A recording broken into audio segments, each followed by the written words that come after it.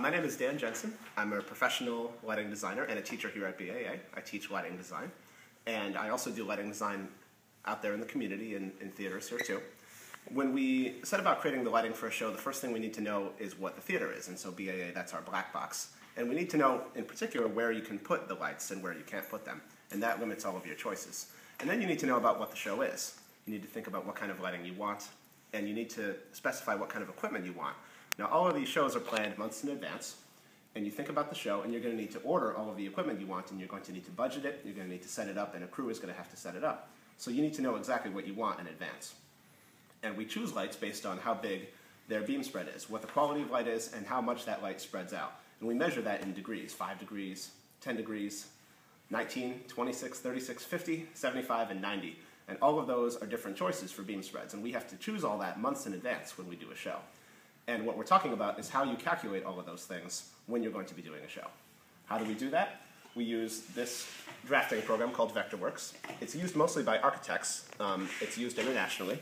But lighting people have started using this program because it's really easy. And if we look at this, this is an overhead view of BAA's black box in actual scale. And this is the way that the seating risers are set up right now. So you can see that I can highlight these objects. These are our seating risers. And over here, there's this window that says Navigation Design Layers, and that allows us to layer things on top of them. And we can turn on these layers. This says Positions, which is lighting positions. That's where you can put the lights. And you see this grid just appeared, all of these sections, and that's where we can put lights.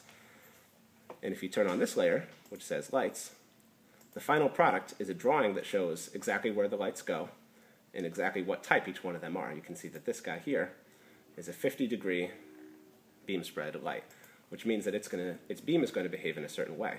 But we don't know that yet. We don't know where we want the lights. We don't know what kind we want. We need to figure it out. And so if we want a person to be standing downstage center, we can use this symbol over here. We can draw it right there. And so now a person is going to be standing here. If we want to light them up, we know that we're going to need a circle of light like this. And what we want to know now is what kind of equipment we need to ask for, what kind of light we need to order in order to make a circle of this size. And what we need to know is how far away that grid is from this person in vertical space. And so we come over here, and there's another drawing of the black box in vertical space. You can see these people are standing up on the floor. Their faces are 6 feet off the ground. And this line up here represents the grid, which is 13 feet, 7.5 inches from the ground. And so, since the lights hang from the grid, that light is going to spread downwards as it approaches this guy. We knew we needed a circle of a certain size. What we want to do is extend that up. This is the part that's not algebra at all. Is extend that circle up and find the boundaries of it, where it needs to be on the floor. So what we've got now is we've got these points on the floor where the light needs to stop. We go in our folders here, and we've got another symbol, another pre-made thing, for each kind of light. This one says 10 degrees, 19 degrees, 26, 36, 50 degrees. Well, let's take a guess that this is going to be a 36-degree light. Now that I've got that, I've got this cone, this angle that's been pre-drawn, and I can place that anywhere in the drawing and see what a 36-degree angle looks like. And so, in the black box, what I'm going to do is that I'm going to have that hanging from the grid, and it hangs down like this.